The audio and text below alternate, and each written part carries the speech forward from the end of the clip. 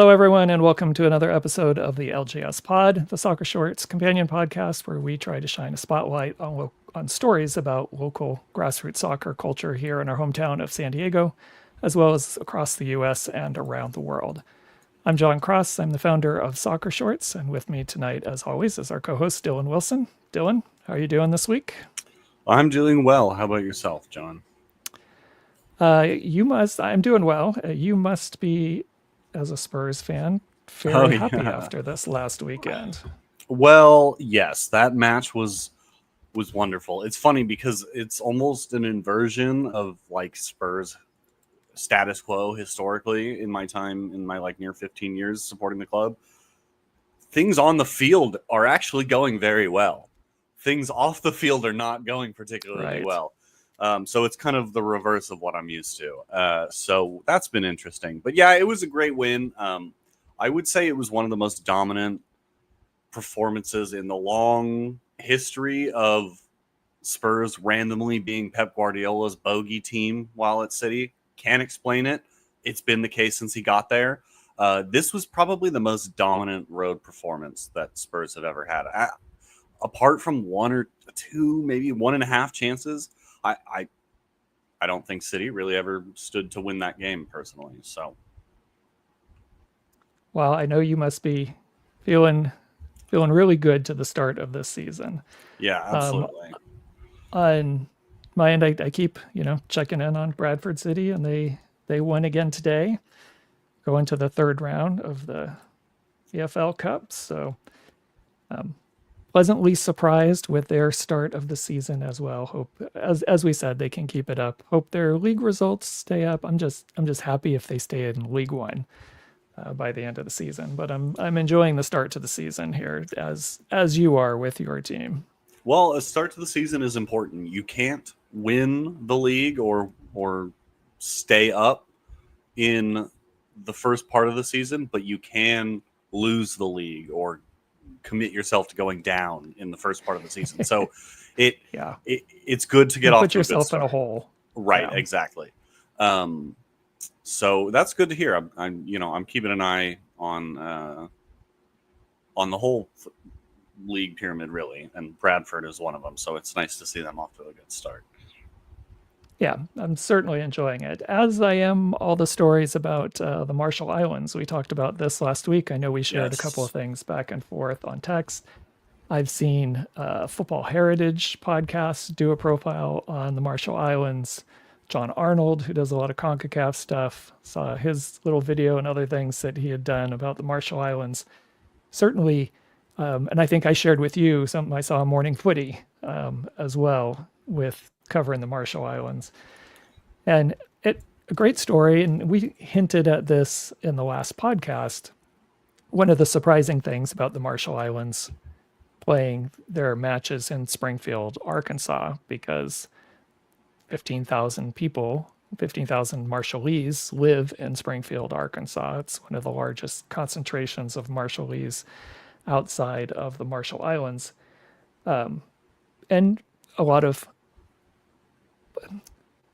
they're Marshallese, but live in the U.S. and are going to school and working in the U.S. So I almost mistakenly said a lot of U.S. citizens on the team, but that's not necessarily the case. Some of them might be U.S. citizens by virtue of being born here, but have parents, might be first generation or so of U.S. citizens born to Marshallese parents. But this got us onto a conversation that we have talked about doing an episode, which we're going to do tonight, is going to be our big focus on, when you have these groups that have a large diaspora, or they don't, the Marshall Islands, at least all these people that are in Springfield, Arkansas, or around the world, they still have a place to call home. They still have a country. There are other peoples out there and different groups that have been spread around the world, and they do not have a home. So where is it that those people play? Do they still have teams? Like we think of our national teams that represent us. Do they still have their national teams? Are there footballing organizations they can belong to? Are there international tournaments that they can compete in? And that's going to be the main focus of our show tonight.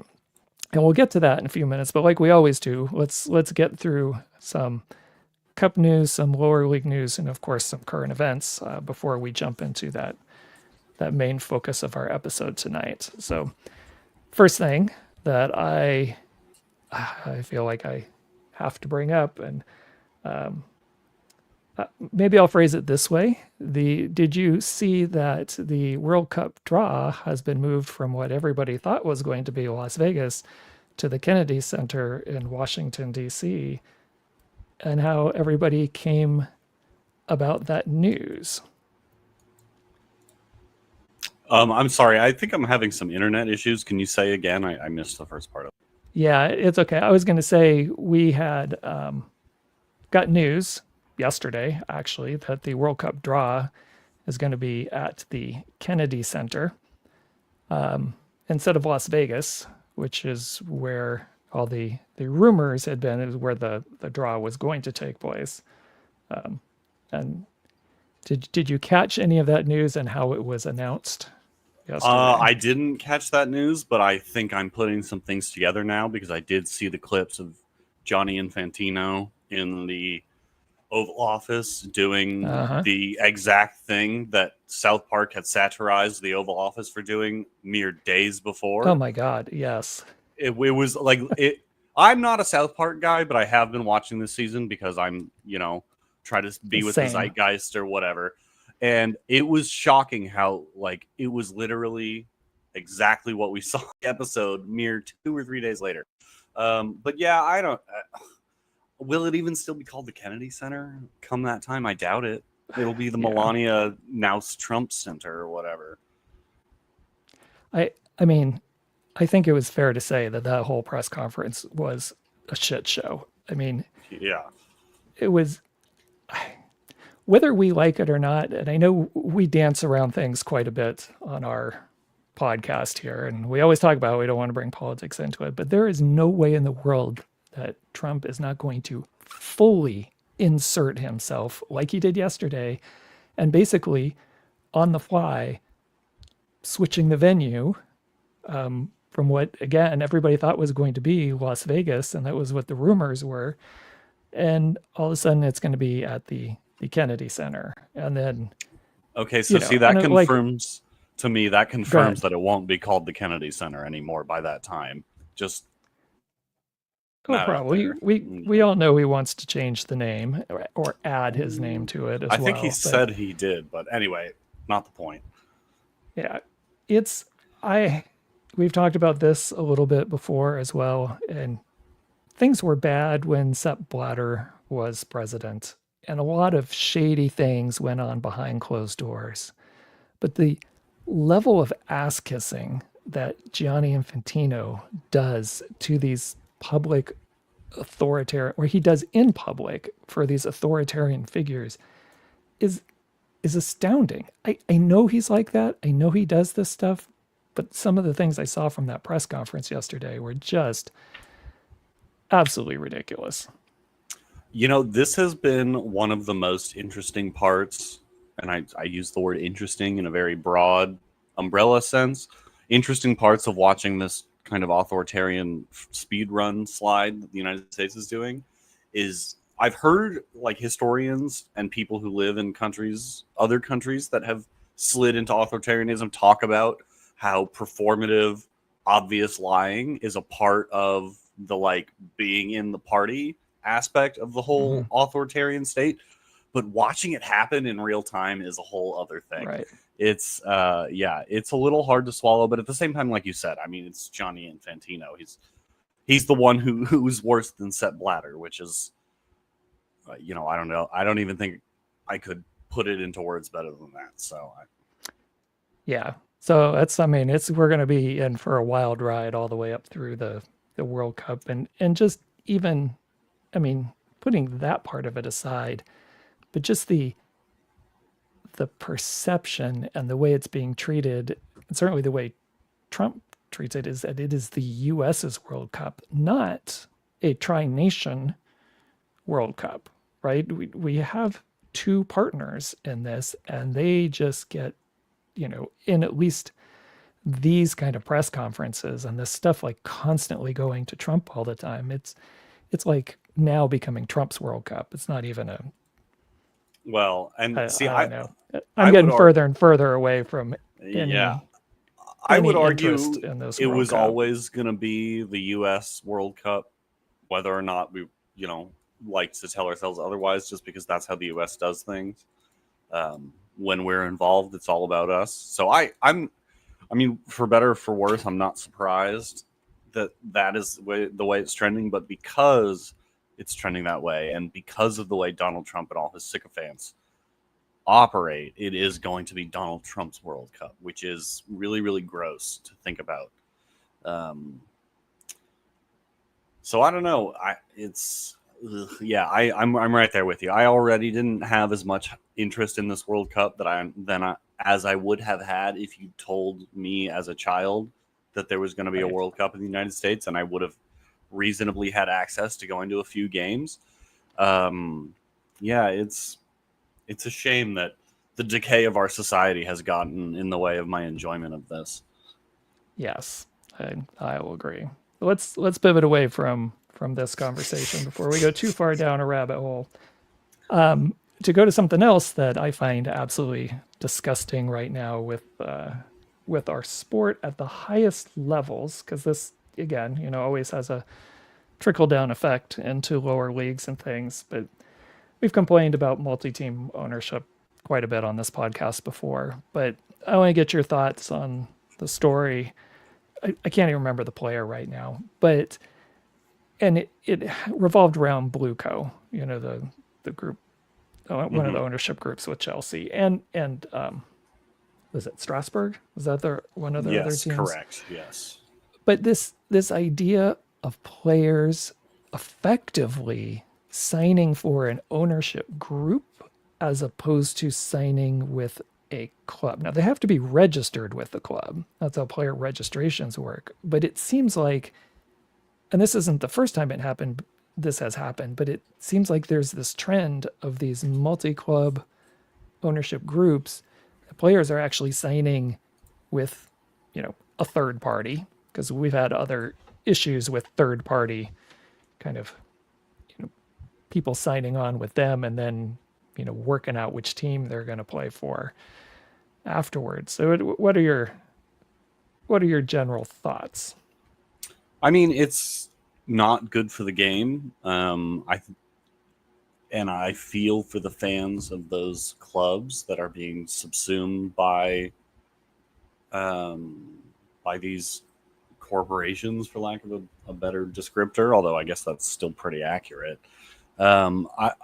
I think a really good example of the way clubs have gotten screwed out of this is a couple of years ago. Actually a club I think I've talked about on this podcast before. Troyes, like Troyes. It's a like suburb outside of Paris. They had a club that was in Ligue 1 like 10 years ago, fell down to Ligue 2 and got taken over by City Football Group.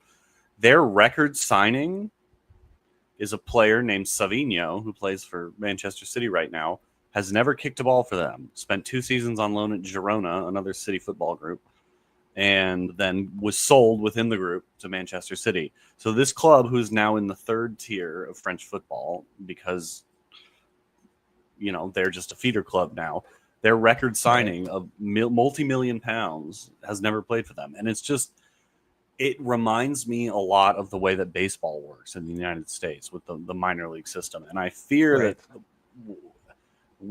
this will just become a de facto super league, where you have all these feeder clubs into the bigger club. And I would actually be interested to know how Strasbourg fans feel about it, because on one hand, they don't like it. That was kind of my protests. Thought. That's what I thought At the but start of the season, especially, that they're being good treated for them. like a farm club for Chelsea. Well, and good for them. I know, Strasbourg are a super interesting case because they're in the Alsace region, which has bounced between Germany and France for hundreds of years, really. But even since the formation of RC Strasbourg, they've bounced between the two countries a handful of times. So they're a really historically interesting club, and I'm sure that the fans of that club who have a really strong, robust regional identity are none too happy to see themselves become part of this group. So that's Yeah. unsurprising to hear, but you know, I just haven't looked into it, I guess.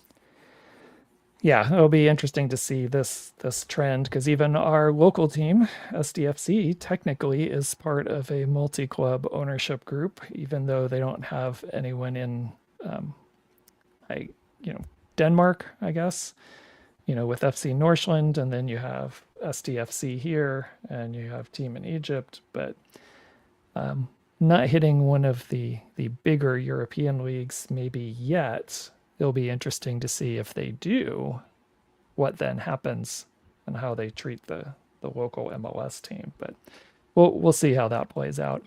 The other U.S. news I want to get to before we start talking about some of our lower league and Cup news is, we had talked last week about the heat delay at the NWSL match the previous weekend. I think it was at Kansas City, or the Kansas KC Current, right? But they had like a 3-hour delay for weather, and both teams, apparently, news story came out after our podcast last week that both teams petitioned the league to change the kickoff time because they knew how hot it was going to be. But in order to protect that time slot on linear television, the commissioner, Jessica Berman, threatened both teams with a fine, but specifically the Kansas City Current with a fine if they did not kick off at the scheduled start time. And first of all, I'll get your thoughts, and then I have a couple of comments here that, teams were threatened to be fined rather than look out for player safety. And, we always talk about money and power. Yeah, unfortunately, I would say that sounds about on par for the NWSL. I think I've said a few times they've never struck me as a particularly well-run organization, and that would just kind of be another kind of strike in that case against them. So I hadn't heard about that yet, but that's not too surprising, unfortunately. And this is all to serve the window of opportunity that was given to them through linear television. And I know there's a lot of people upset with Apple TV and MLS being behind a paywall, and a lot of discussion out there. Is MLS ultimately losing viewers because of this? I get that argument on the one hand, but I think a flip side of this is linear television for too long has dictated when matches will be to fit in a schedule, and we don't really live in that world anymore. We live in a world where games can be played at any time, and you're not at the whim of whatever a linear channel is showing at that particular time, because we're both Paramount Plus subscribers, and you can turn on any number of matches all at the same time. They may not be showing them on one of their linear channels, but they're all available to be streamed. And I do think this is ultimately the future. I think it's going to be better for players in the long run, for their safety especially. I think, to kind of pivot back to the MLS portion, I think the biggest problem with this Apple TV deal is not that they're on Apple TV and not that many people have it, because not that many people had Paramount Plus initially. But with our Paramount Plus subscription, you get everything. It's one price for the month. You get the sports, you get the TV shows, you get the movies, you get everything. Whereas the Apple one through MLS, and I don't know who designed the pricing structure, there's a fee for the Apple TV Plus if you want the subscription, and then there's an additional fee on top of that for Major League Soccer. And I think that's where they screwed up. If they would have just left it as, you subscribe to Apple TV Plus, you get the movies and you get the sports and you get everything, I don't think we'd have the same conversations we're having right now about MLS and access. But people don't want to pay that extra money. But I do think in the long run, as I was going to, this non-linear way of watching matches is really where things are going to be. And then it's not a problem if you delay your start time because you're not shuffling the whole prearranged programming on that linear channel.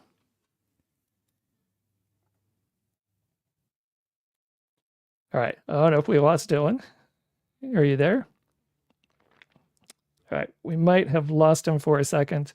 I know he's having a little bit of internet trouble, so I'm going to carry on from here, and we'll see if we can get Dylan back. We'll jump into some lower league news at first, and we'll get through these. If we get Dylan back on, we'll see if we can get his comments on those. But NISA is back, kind of. They have announced some key dates for their 2025 Pro Cup, which is going to be their fall tournament. I don't remember offhand exactly how many teams there were. I think there were about 10 to a dozen teams the last I saw. I don't know if there's more teams coming in.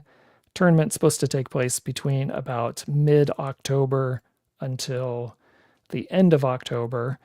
And hopefully this is going to be a springboard to relaunching the third division NISA League if they can get U.S. Soccer sanctioning as we get into 2026. So it'll be interesting to kind of see how this tournament fares and if this is really a step back into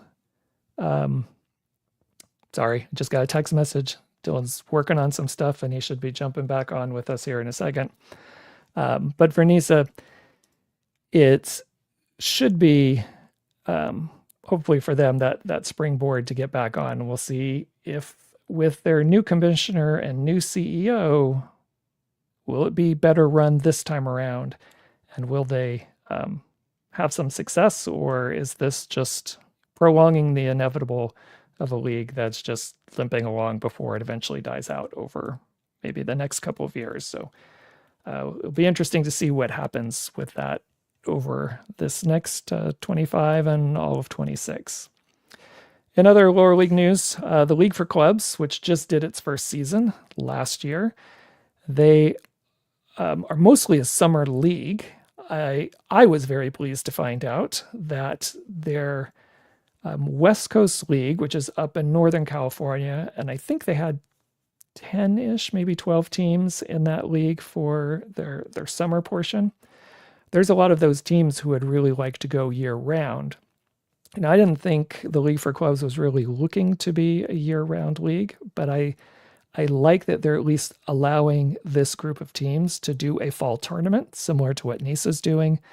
So they have 5 teams, at least right now, that are going to be doing their fall cup to kind of keep them involved and playing.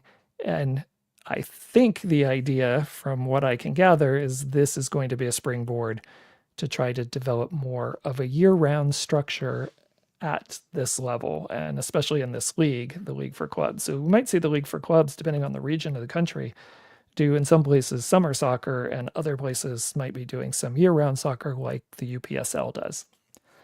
So it'll be interesting to see how those play out. In some USL/San Diego/former Loyal player news, for those who might have missed it, Kyle Vassell is back in the USL Championship. He is going to be, obviously filling in at that number 9 position, and he's joined the Colorado Springs for the rest of the season.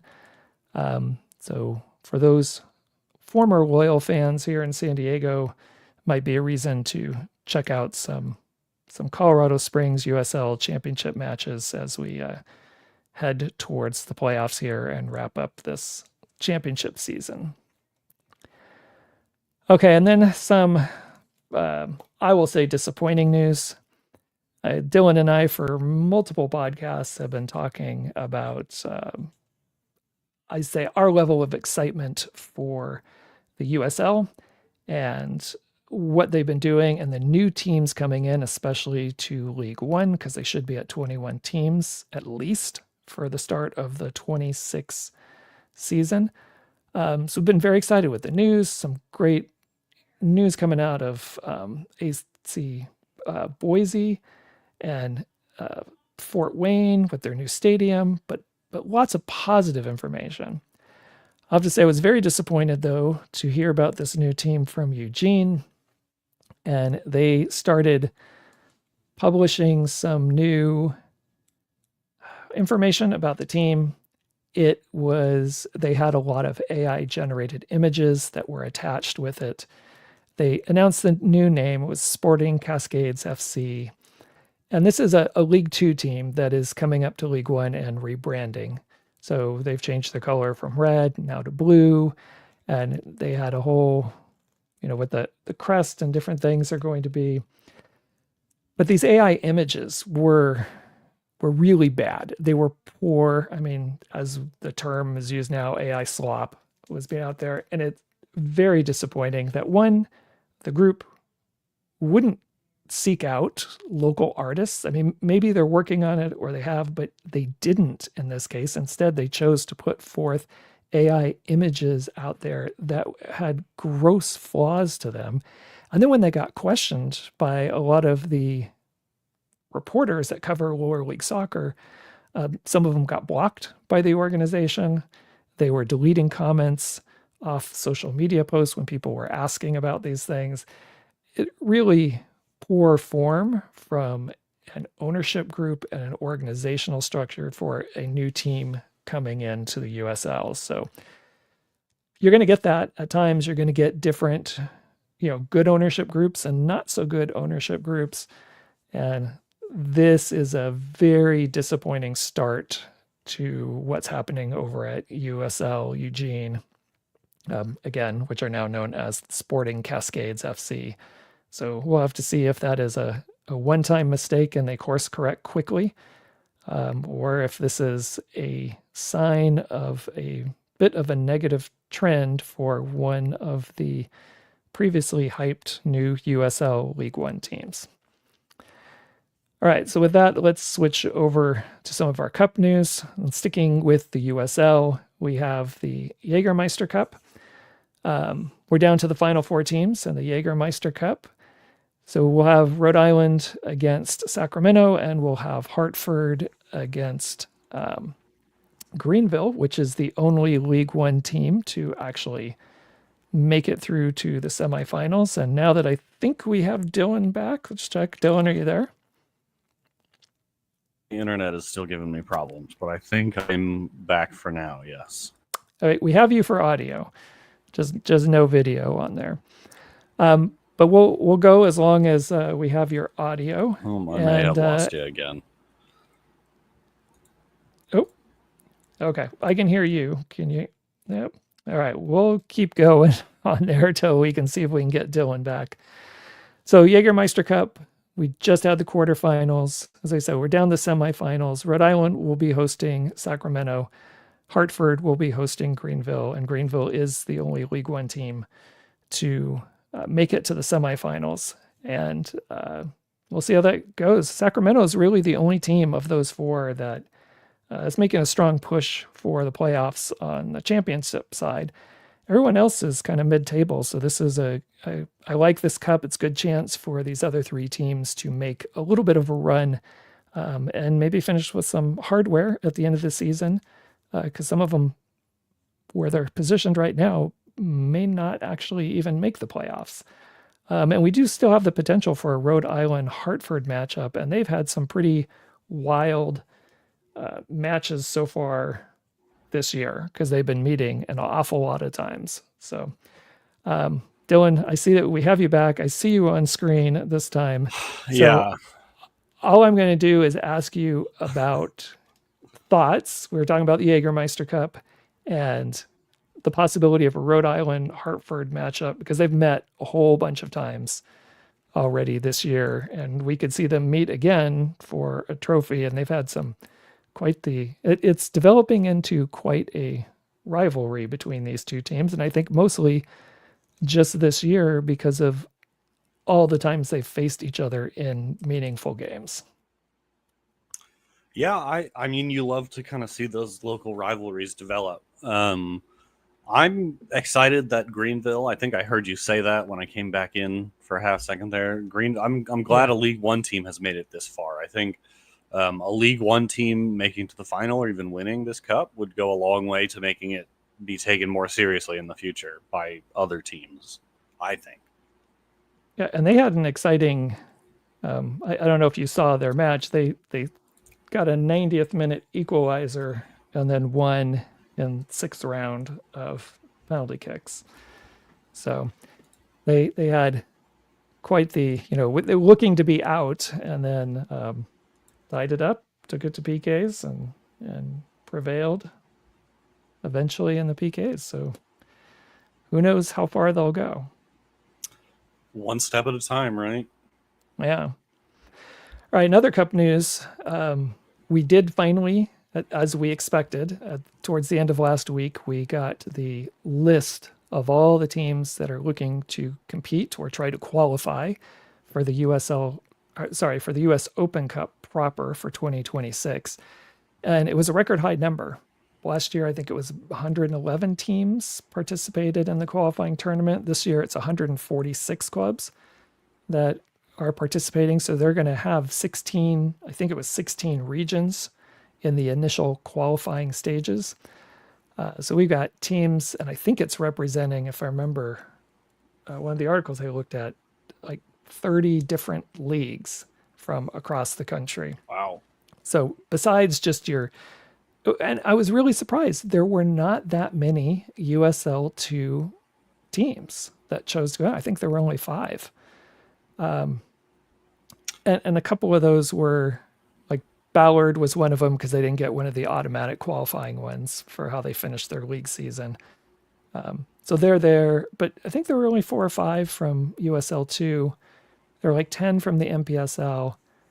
I believe there were more than 50 from the UPSL, and then a smattering of teams from all kinds of amateur leagues, even like, the San Francisco City League stuff. So down to some of the city leagues teams, like, yep, we're going to put our name in the hat and try it. So good to see all the teams. We actually have 4 here in San Diego.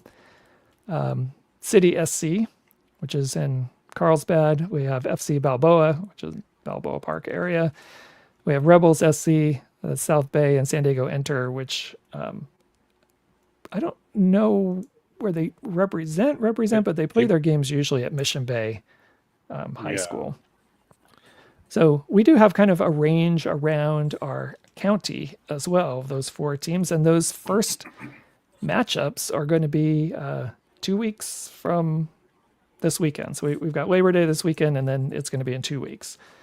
So what are your thoughts about getting ready for our 2026 Open Cup?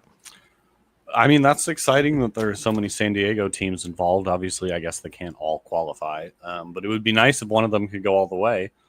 I'm not surprised there aren't so many USL 2 teams there. I think for much the same reason that they don't compete in the Jägermeister Cup. I think a lot of them don't really have the infrastructure of playing staff for those early round games that take place prior to the summer where a lot of the college players end. So I'm not that surprised, though it's unfortunate.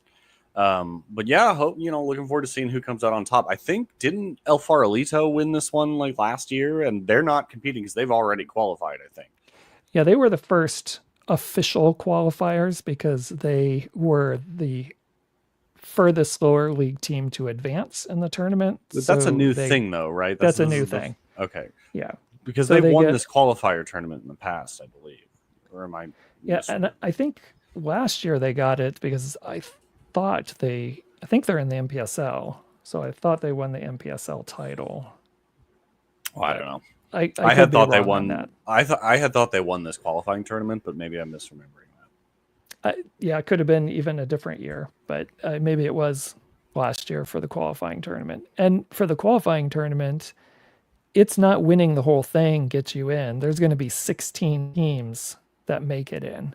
So I think with these 16 regions that you're playing in, one of those teams from each of those regions will make it in.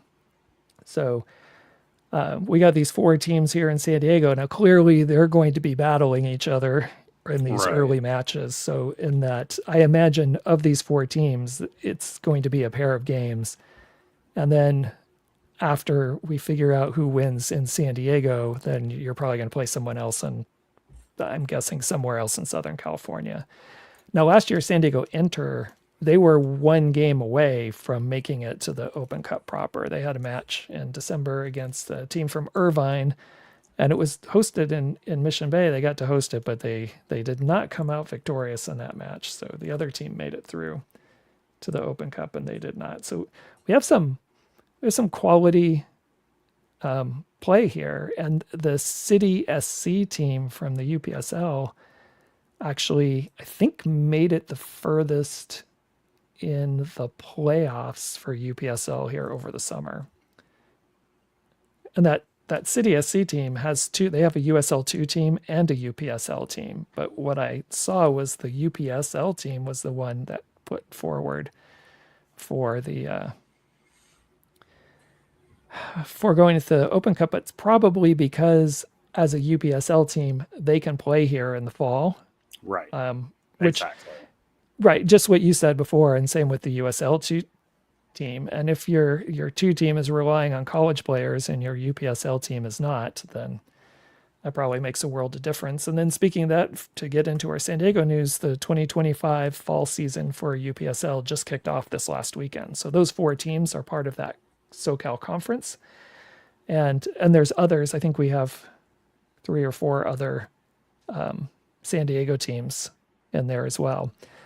And that just started this last week. So I don't know. Maybe the 2 of us should go.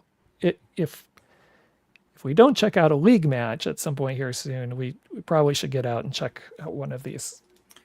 Well, I was Open Cup even qualifying matches. I was even going to say if we could, if one of these teams get to the point that SD Inter did, or even maybe not quite there last year, and be that close to qualifying for the Open Cup proper, we could try and go do a live sort of something. I know we toyed around with that in prior shows we've worked on together, so that could be something fun to try and do if the occasion arises. Well, I know the guys from Two Balls do San Diego Inter matches. Well, so that's true. Yeah. Maybe don't we can. Don't want to step on their toes, but maybe we can, collaborate on something. Yeah, maybe we can collaborate on something. That would be fun. Yeah. All right. Well, that kind of wrapped up all our news and other things. So let's get into our main story about non-FIFA international football. And I'll say I was first, this idea of having a soccer team, a national team, so to speak, for a group of people who don't have a homeland, have been kicked out of their homeland, whatever, it really came to the forefront of my attention just before, I think it was just before the pandemic.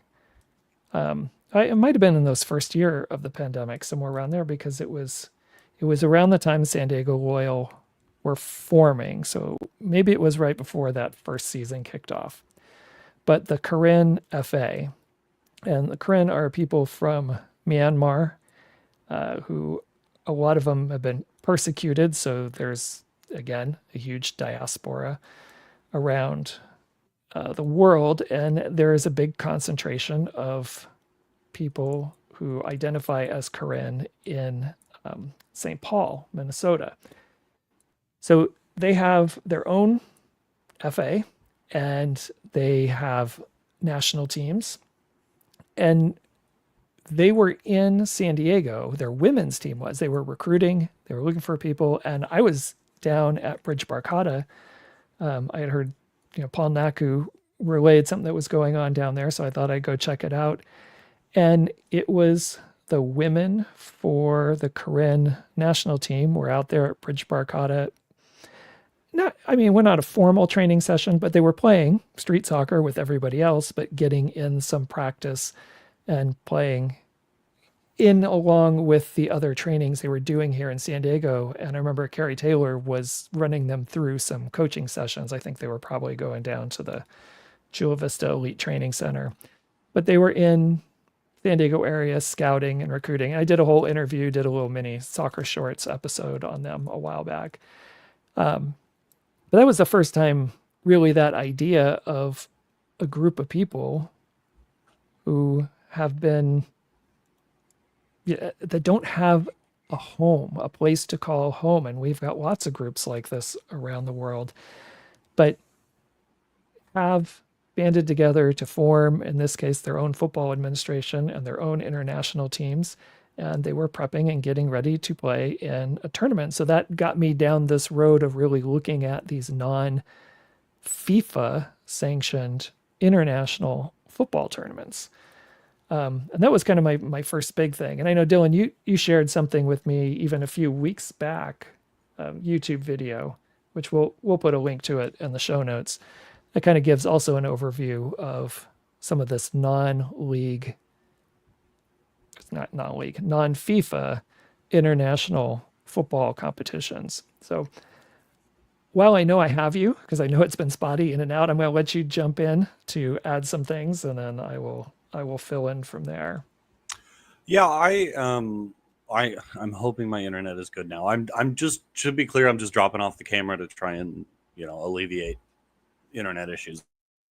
But anyway, I come to this interest from a sort of different angle, in that I have always been fascinated by maps and geography, and kind of the idea of a non-recognized state of people, right? That's something that's always fascinated me. So this is like, CONIFA represents a very nice overlap of two of my very big interests, being soccer and like geopolitics, geography, that sort of thing. So this is something that's been on my radar for a while, and I really appreciate that it exists and people put the time and effort into this, even if there's really not a lot of money to be made, as far as I'm aware. And I do think, too, that it's really interesting when you look at the list of members. There will be places that you recognize and be like, oh, surprise, I didn't know they had a separatist movement, is maybe a strong way to put it. But, this breakaway state, independent ideology in them. And it's also super interesting to look at the former members, because you get some that are actually just now recognized member states, like Lesotho or Greenland are just recognized FIFA states at this point. So it's just, like I said, it's a very nice overlap of a couple things that I think are very interesting. And it's fun to, when you see one of these, which is a lot of them that you don't recognize, dive down the rabbit hole and you'll learn something about history, geography, geopolitics, and it's almost more interesting than FIFA when you're talking about the non-football side of it, Yeah, I agree. And it's, I do find it fascinating. Same thing. You look and there's a representation of a national team, and I have no idea what it is. So, it's fun to click on and see what region of the world are we talking about? What is it? But this has been a problem with, well, international sports really from the very beginning, because if you're the IOC or FIFA, and especially with the newest changes to rules in FIFA, they only recognize countries now, which wasn't always the case. That's why we have a Gibraltar and Faroe Islands and other things that have been recognized. But, when you're part of, or you identify as a Kurd and part of Kurdistan, and you don't have autonomy and self-governance completely as a country or recognized as a country, I was interested to find out, and this was a few years back, that looking in, when I first started digging deeper in this, looked at the Kurds and Kurdistan, I didn't realize in northern Iraq, like, they have their own basically Kurdish football league system through there that doesn't, at least from what I could gather at the time, doesn't interact directly with the rest of the Iraqi football league system. It's got their own Kurdish teams, and it's a subset within Iraq there. So always interesting to find kind of the story and the history and learn a little bit about, as you said, both politics and geography of where some of these locations are.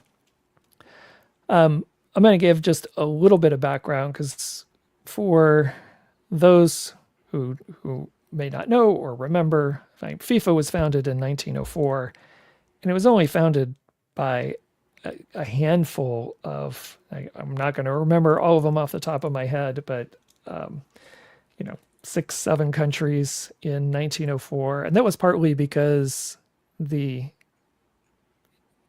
countries of the UK weren't really interested in organizing an international body for soccer. So the other countries decided to do that to help regulate international matches, which was one of the main reasons that FIFA came together, because soccer is becoming more popular. People are organizing national teams. National teams are playing against other national teams. So they wanted some kind of structure there. But almost immediately after FIFA was started, the FA wasn't interested really in being a part of FIFA. So there was another breakaway organization in England called the AFA, which was the Amateur Football Association. And if you've listened or watched any of our recent podcasts, we've talked a lot about English football history and the structure and the kind of fight between professionalism and amateurism. So the FA had already accepted professionalism. And there were certainly clubs in England that wanted to maintain the amateur status. So this amateur federation, because FIFA would only recognize one federation within a country, so they went and applied for recognition from FIFA, and FIFA said no. Now, I don't know the full story, but I would imagine pretty hard to accept the AFA when the FA was directly involved in really the organization and foundation of the game. I'm sure that was a bit of politics that FIFA was not going to overstep, even at that early age. But because they didn't get accepted, the AFA, among with several other countries, formed a completely new federation, which only lasted for a few years because they really wanted to focus on amateurism rather than, include any professionalism, especially at the international level. So this is at the time, right? The Olympics have recently started in 1896. In 1908 is when we first officially get soccer as an actual sport in the Olympics at the London Olympics. So we're starting to see more of this international competition, not just in football, but in all sports. So we already immediately, if FIFA won't sanction you or be part of FIFA, people have looked at forming other groups, and we've had this for the last 100 years. What if my people are not recognized by the UN, by FIFA? Like, where do I go then? And what if I still want to represent my people? And that's why it's been nice to see over the years that there have been different groups that have been, I'll say, semi-successful at this. And I wouldn't say that it's because FIFA made it difficult for them.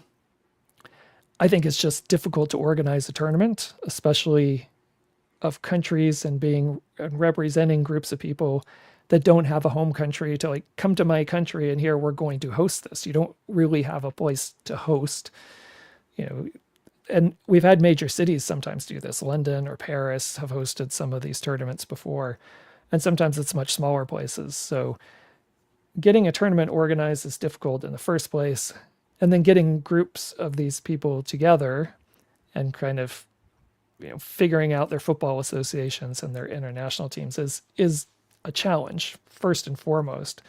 And the NF board was probably the first really successful group to do this, and they started in 2003, and they organized 4 Viva World Cups, and it really seemed like something was going well. And then they had an embezzlement problem, and then we had a group basically break away from them that ended up being CANIFA, which also then started to be successful in organizing some international events. And then the pandemic hit, and it undermined a lot of the work that these groups were trying to do. And frankly, and Dylan, I don't know if you found anything on your end, but it's it seems like no one's really been able to pick up the mantle to host a new tournament. There was supposed to be one this year, but it got canceled. A CNIFA World Cup, I believe, in 2025, but it got canceled for a variety of reasons, which again is hard when you're trying to organize these and you don't really have state backing to help you out. Well, and that's right. That's kind of where a lot of the issues come in, and especially, I imagine travel must be difficult, especially when you look at this list of member states. A lot of them are probably not able to travel as a recognized, unit of their declared state or whatever, or not allowed to travel to each other or things like that, because it's like we said, a lot of geopolitical kind of issues that cause these places to be represented by CONIFA instead of FIFA. And I think you mentioned Kurdistan. I think that's a really good example, because I think Kurdistan, they are probably the closest thing in the world to an independent state that isn't recognized really by any other independent state in the world. They are self-governing. They have a national team. They have a national league. And Kurdistan covers a lot of different nations that have varying degrees of acceptance of the Kurdish, independence movement. But that is one that I think it's not recognized by FIFA, not because they don't have the infrastructure, but because the UN doesn't recognize them, right? So it's like there are all these different kind of cases for all these different specific states, and with that comes the difficulties of playing each other, traveling between each other. There's just a lot of hurdles that come up before you even get to the fact they don't have the money that FIFA does, right? Right. So I have heard talk that I think they're shooting for 27 maybe for another one. But I had heard that I as haven't well. heard any updates on that as of recently, so I don't know. Yeah, one of the things I like about at least what's in the documentation for CONIFA, a little different than some of the other groups, and we've only highlighted a couple. There have been multiple throughout the last 100 or so years, and a lot more, I would say, from about 1990 on, of different groups. But one of the things I like about within the documentation of CONIFA is that it's not just for groups that maybe don't have a home, or they're not recognized by FIFA. Part of their stuff is you can be a team in any confederation if you're already identified by one of the other major confederations, the 6 confederations that are out there. Your team could play in CONIFA. They position themselves in a way to be, if groups of people decided to shift over, an alternative to FIFA. So they've left that open in their bylaws and so forth.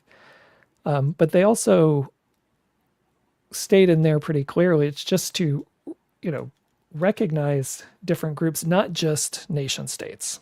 Right? We're not just recognizing these nations only. So if you go in and look through some of the teams that have participated in some of these CONIFA tournaments, you get groups like, there's a Cascadia team, right, that represents kind of Oregon, Washington, and southern British Columbia. So you can be in that region, that Cascadia region. So you can create a team that's not just, again, based on county, state, national borders, but kind of encompasses a little bit more. And we even talk about the Pacific Northwest and reference Cascadia.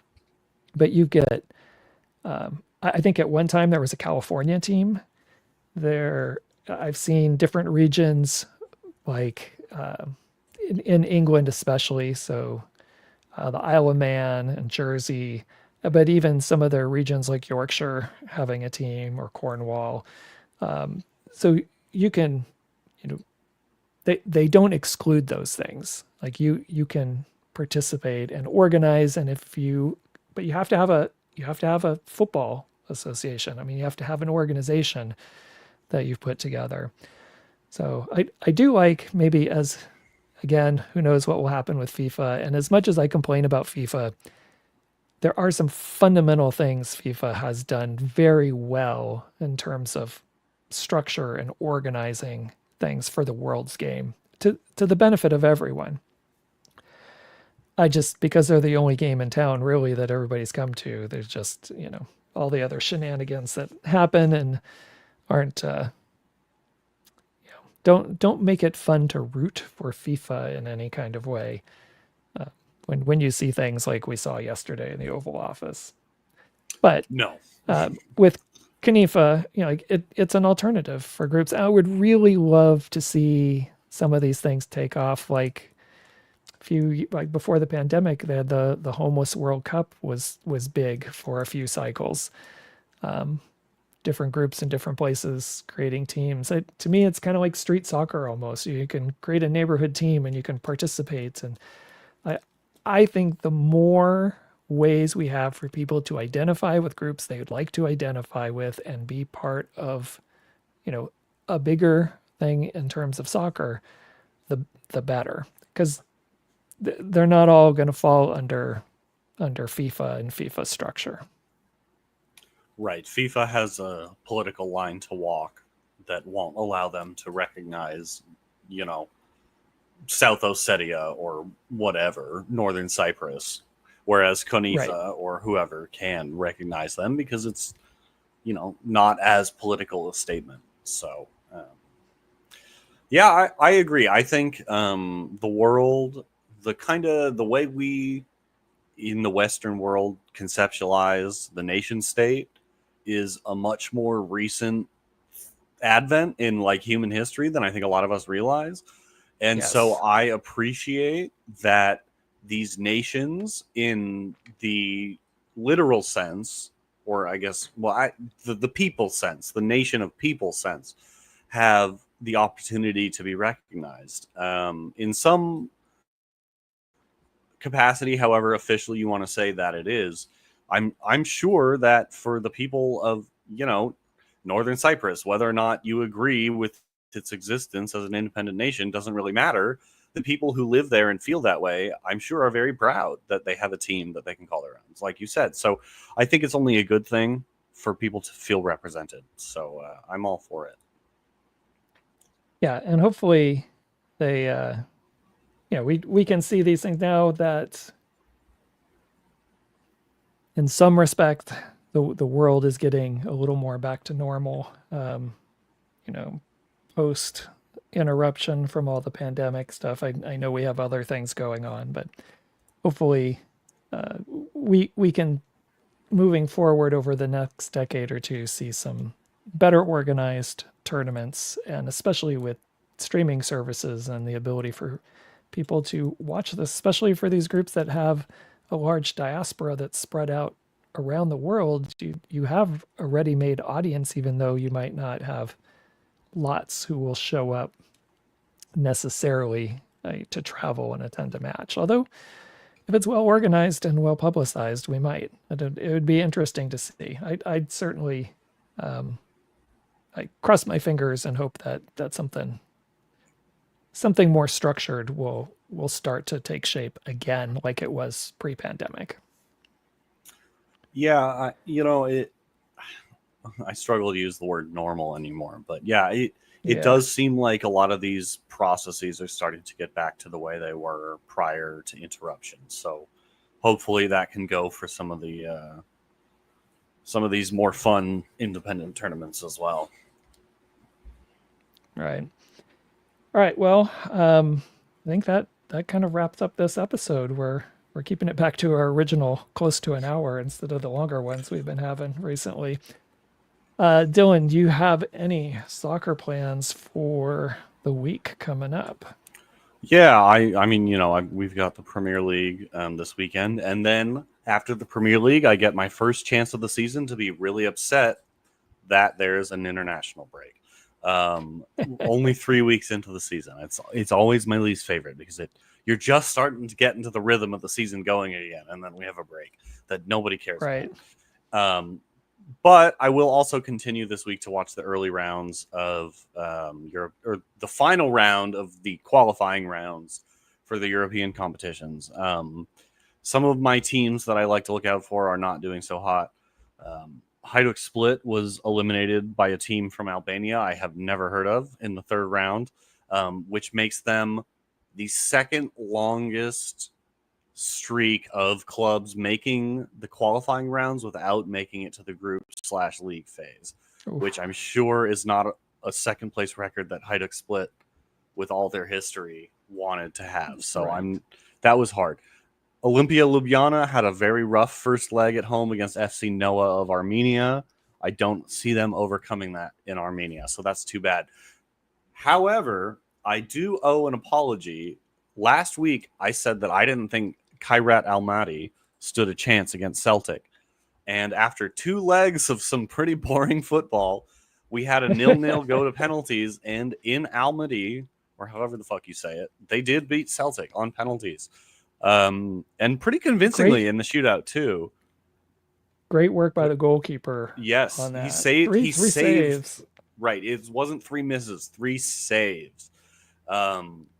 And so I have a soft spot for Celtic. I've been to Celtic Park. It was a really, kind of humbling experience. So I'll always kind of have a soft spot for Celtic. But I cannot lie, seeing a club like Kairat Almaty make it to the league phase for the first time in their history is always the kind of like David versus Goliath sort of thing you're going to root for.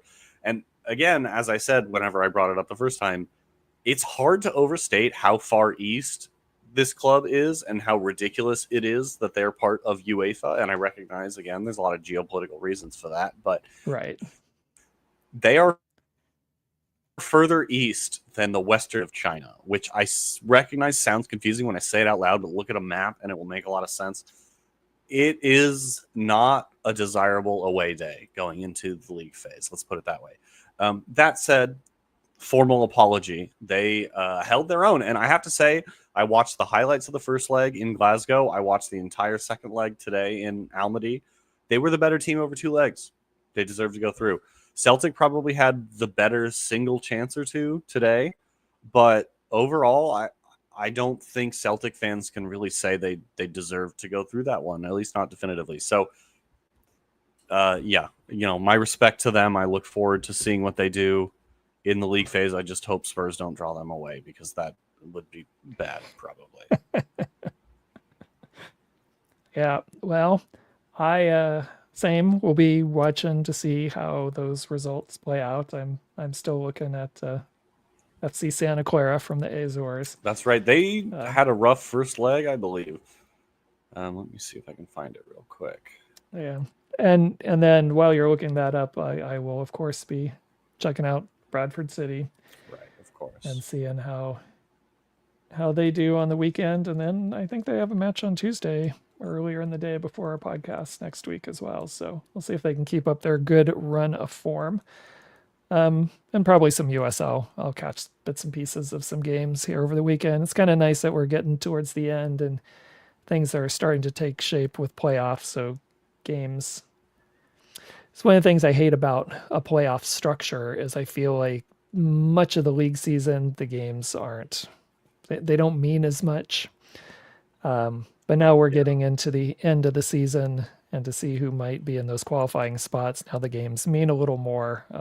Play usually, ratchets up a little bit more, a little more fun to watch, better crowds, everything. So we'll check out some USL certainly over the weekend. Maybe catch some Kyle Vassell. Yeah, I saw he was Colorado, right? Colorado Springs, yeah. Yeah, so that's fun. I'm a little bummed he ever left Loyal, honestly. He was one of my favorites. Yeah. And that when we got to give him that guitar, that was a highlight memory for me of those years with Loyal. So, yeah, that was awesome. I did want to say too, just for clarification's sake, Santa Clara did lose the first leg 2-1 at home. So they've got a job on their hands on Thursday in Dublin against Shamrock Rovers. They're down 2-1 on aggregate going into that second leg. So who knows? Could be a good one. Yeah, well, any one of these qualifying teams, I'm happy to see them go in and see if they can make a run once they get in there. Yeah, absolutely. All right. That wraps up another episode of the LGS pod for us. If you have any questions or comments about tonight's show, please drop us a note. You can leave us comments on our YouTube channel right here, or send us a message on Blue Sky. That's the only social media we use. So Blue Sky at soccershorts@bigpinedigital.com. Or if you're listening in your podcast app, check the description. There's a link at the top of the description called Send Us a Text. Please use that and send us any questions or comments you have about the show or the podcast. We always appreciate those. But always best yet, if you're available when we record live on Tuesday nights at 6 p.m. Pacific, come on over to our YouTube channel and join us in the chat for the live stream. All right, Dylan, any final comments before we head on out? I don't think so. I enjoyed this chat about CONIFA though, and all the other, well, not all of them, but some of the other kind of unrecognized territories in the world. I think that specifically, I think, is a really interesting area of geopolitics. Some of the unrecognized or slightly somewhat independent, autonomous regions of the world. So if someone is looking to learn a little bit more about the nuances of the world, I think that that's a really good kind of arena to go into. And this is me, of course, with my biased nerdy take, but I think it really helps to kind of illustrate how not black and white geopolitics are, despite what people might have you believe about them. So I recommend anybody who's curious about the world, this autonomous region kind of CONIFA slant is a really good way to kind of learn a little bit more about the shades between black and white. Agreed. And maybe one of our future episodes, we could do a deeper dive, maybe on a particular international team. That would be a lot of fun. And do a little history there. All right. Well, thanks everyone for joining us for another episode of Local Grassroots Stories. We will hope to see everyone next week, and enjoy your week of watching soccer. Good night.